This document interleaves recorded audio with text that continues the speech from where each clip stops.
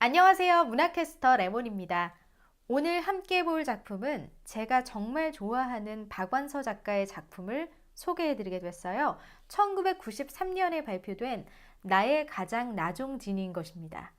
이 작품의 제목은 김현승 시인이 1963년에 발표했던 눈물이라는 시의 한 구절인데요.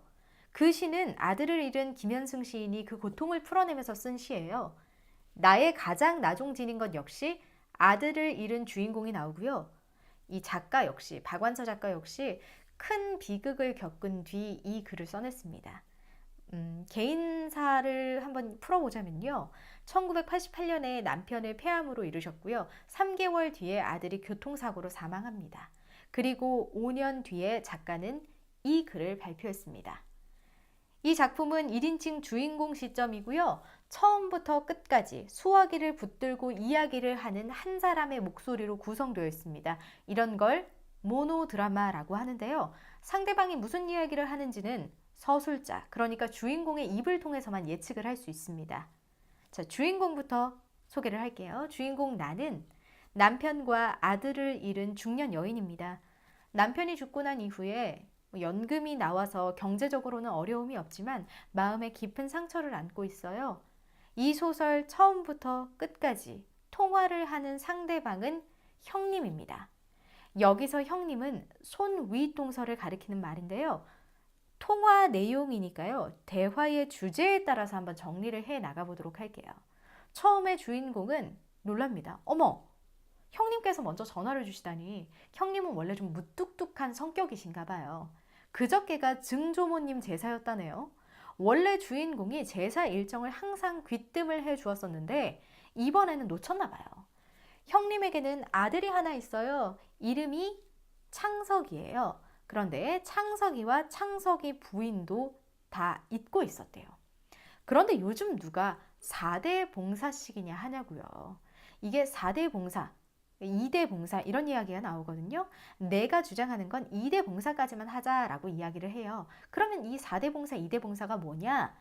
제주, 제사를 지내는 그 사람을 기준으로요. 위에 4대까지 제사를 지내는 걸 4대 봉사라고 해요.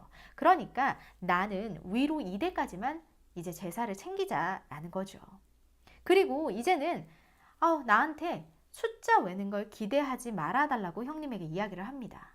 왜냐면 얼마 전에는 집 비밀번호도 기억해내지 못하고 전화번호도 기억해내지 못해서 길거리를 한참 방황한 적도 있었다 그래요. 집에서는 난리가 났었대요. 나에게는 딸이 둘 있는데요. 첫째 딸은 창숙이고요.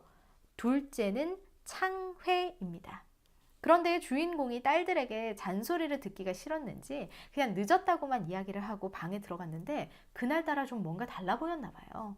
둘째 딸 창회가 따라와가지고 대뜸 이야기를 하는데 이제는 좀 그만하라고 이야기를 하더라고요. 아니 뭘 그만하냐? 라고 이야기를 하니까 첫째 오빠가 7년 전에 민주화 시위를 하다가 죽었는데 엄마가 아직도 그 죽음을 극복하지 못하고 정신을 놓고 사는 것 같아서 이 둘이 힘들대요. 아니 우리는 자식도 아니야? 뭐 이렇게 따져 물었다고 합니다. 첫째인 창숙이는 엄마를 혼자 둘 수 없어서 대릴 사회를 데려오려 하다가 혼기를 다 놓쳤고요. 둘째는 그런 언니의 노력을 몰라주는 엄마가 딸들 걱정도 하지 않은 엄마가 속상해서 폭발한 것 같아요. 주인공 나는 그 말을 듣고 굉장히 섭섭했나 봐요. 솔직히 자기는 아들 이름이 나옵니다. 창환이에요. 창환이가 살아 있었어도 데리고 살 생각 없었대요. 왜냐하면 지금 통화하는 형님이 시집살이를 오래 하셨는데 젊었을 때 형님이 나에게 이야기하기를 자네 사는 거에 비하면 나 사는 건 반 세상이라네 하셨기 때문에 자식에게만은 부모라는 그런 짐 지우고 싶지 않았대요. 자, 창환이는 나에게 어떤 아들이었냐? 정말 아무하고도 비교할 수 없이 잘난 아들이었어요. 공부하라 소리 한 번도 안 했는데 명문대인 서울대에 척 붙었고요. 고생 한 번을 안 시켰어요. 얼굴은 또 얼마나 잘생겼게요. 그러다 시위에서 허망하게 가기는 했지만요. 아들이 그렇게 죽고 나는 민가협이라고요. 민주화 실천 가족운동 협의회라는 곳인데요. 여기는 이제 양심수를 후원하려고 결성된 모임에 이런 모임에 함께 하게 됩니다. 거기서 내 아들이 했던 민주주의 운동이 얼마나 중요한 일인지, 가치 있는 일인지 깨닫게 돼요. 그래서 사람들이, 친척들이 내 앞에서 아들 자랑하는 걸 머뭇거리거나 결혼식 청첩장을 보내지 않거나 할 때, 그럴 때 솔직히 좀 어이없었대요. 속이 상했고요. 왜냐면 내 아들은 그들의 아들들의 될 것도 아니었거든요. 먼저 내 동창이요. 정말 친했던 동창이 하나 있었어요. 속마음도 다 털어놓을 정도로 친한 동생이 있었는데 그 동창 이름이 명예였어요. 그렇게까지 친했는데도 자기 아들 장가갈 때 일부러 나한테 쉬쉬하더라니까요. 나의 조카는 또 어떻고요. 고시를 패스한 아이라서 을에 자랑스럽게 여기곤 하던 아이인데 자기 결혼식에 고모인 내가 안 왔으면 하더라니까요. 기가 막혀서요. 아니 어디다가 내 아들의 비교를 해요. 내 아들은 말이에요. 당신들의 행복 때문에 내가 상처를 받을 만큼 그런 평범한 아들이 아니라고요. 어떤 사람들은 이렇게 이야기도 합니다. 나의 아들이 민주주의 열사로 추앙받고 있기는 하지만 그건 죽었기 때문에 그렇게 추앙받는 것이고요. 사실은 창원이는 시위 주동자도 아니고요. 단순 가담자에 불과했다라는 그런 이야기를 해요. 근데 그런 게 나에게 뭐가 중요하겠어요, 지금. 지금 이 시대에 그런 죽음으로라도 민주주의를 밝혀야 하는 시대니까 그런 거라고 나는 스스로 위로를 합니다. 어쨌든 아들의 죽음 뒤에 나는 중산층으로서 누리던 작은 사치라든지 물건을 모으는 재미가 얼마나 헛된 것인가를 깨닫게 됩니다. 그런데 이런 마음도요, 집 문을 열고 들어오는 순간 이 빈집을 바라보면 어딘가에서 튀어나올 것만 같은 창환이를 떠올리면서 자꾸만 약해지기 시작해요. 나는 그래서 은하계를 생각합니다. 은하계를 생각하면서 마음을 다잡아요. 아유, 은하계가 얼마나 넓어요. 거기에 겨우 뭐 100년도 살까 말까 한 인간의 운명, 수명은 아무것도 아닌 게 되는 거죠. 그래서 나는 자꾸만 은하계의 뜻을, 은하계의 크기를 주문처럼 되뇌었답니다. 그런데 이제 그 주문도 효력이 떨어지게 됐대요. 열흘 전에 그 명예라는 친구 있죠? 그 친구가 나와 문병 갈 데가 있다고 하면서 한참 먼 곳에 사는 얼굴도 잘 모르는 동창이에요. 그 동창네 집에 찾아가자고 하더라고요. 그 친구한테 가는 길을 돌아보니까 아유, 굉장히 허름한 동네에 살고 있더라고요. 친구의 아들이 참 많이 아프대요. 보니까 몇 년 전에 차 사고로 뇌와랑 척추를 다치고 나서 이 하반신 마비에다가 치매까지 걸린 거예요. 뺑소니 운전사에게 치여서 오랫동안 방치됐었는데 겨우 목숨은 살렸대요. 그런데 그 친구는 동창들이 병문안을 왔는데도 그냥 동네 사람들 대하듯이 뭐 반가운 기색도 없고요. 뭐 나와 동창이라는 것이 믿기지도 않을 정도로 너무너무 늙어 있더라고요.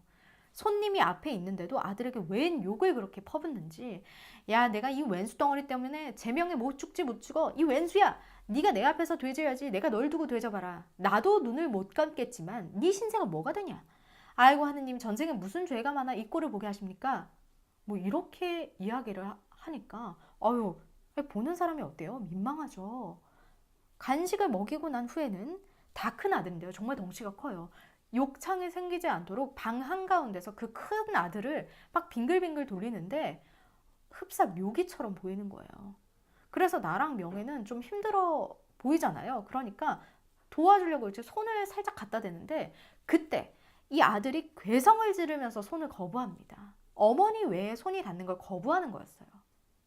그때야 나는 욕밖에 안 남았다고 생각하던 친구의 얼굴에서 씩씩하고도 부드러운 자애를 읽습니다. 아이고, 이 왼수덩어리가 또 효도하네. 이런 이야기를 해요, 동창이.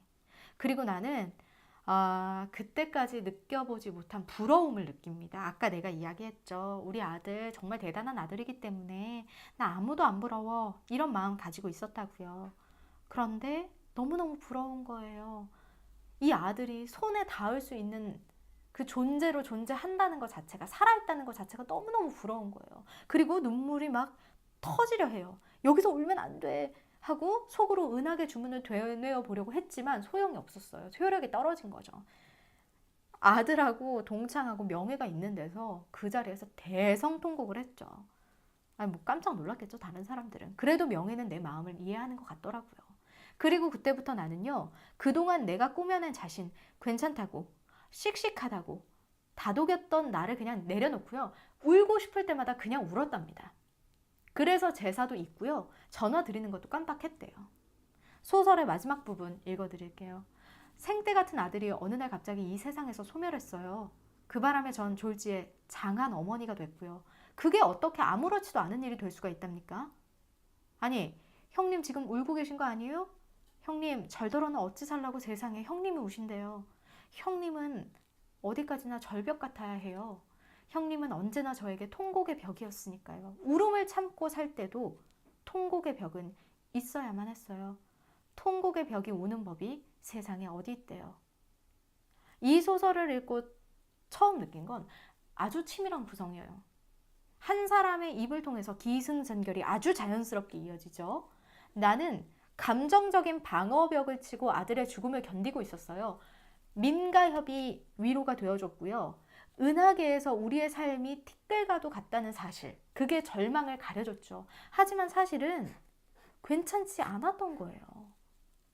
그래서 이 짧은 소설 안에서 나는 성장을 하고요. 슬픔을 그대로 받아들이기 시작했습니다. 결국 나의 가장 나종 지닌 것은요.